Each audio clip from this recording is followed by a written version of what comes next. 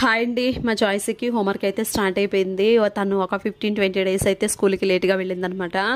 ఇన్ని డేస్ ఇంట్లోనే ఉండి హాలిడేస్ని బాగా ఎంజాయ్ చేసి ఇంక ఇప్పుడు స్కూల్కి వెళ్ళడం, హోంవర్క్లు రాయడం అంటే వాళ్ళకి అమ్మో పిల్లల్ని హ్యాండిల్ చేయడం చాలా కష్టంగా ఉందండి. నిజంగా ప్రతి ఒక్క మదర్ కూడా ఫేస్ చేసే ప్రాబ్లమే ఇది.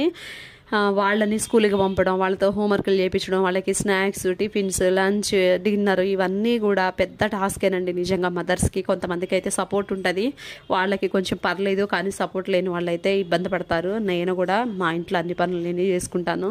పిల్లల హోంవర్క్లు కానీ ఇంకా అన్నీ నేనే చూసుకుంటాను అనమాట. ఇంకా తనతో హోంవర్క్ చేయించడానికి నాకు 2-3 గంటలు పట్టింది.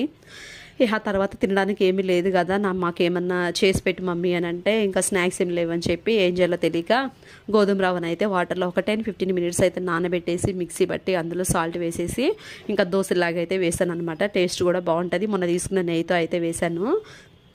బెల్లం పౌడర్ వేద్దామంటే టైంకి ఇంట్లో లేదని చెప్పి పటికి బెల్లాన్ని మిక్సీ పట్టేసి ఇంకా ఆ పౌడర్ని పైన వేసాను అనమాట. పిల్లలకి చెరొక దోశ అయితే వేసాను, ఇంకా తిన్నారు. తర్వాత వాళ్ళకి డిన్నర్కి ఎప్పుడు వండే కర్రీలా కాకుండా కొంచెం డిఫరెంట్గా ఉండదామని చెప్పి ఎగ్స్ని స్టీమ్ చేసి ఇలా చేశాను. ఇష్టంగా తిన్నారు ఇద్దరు.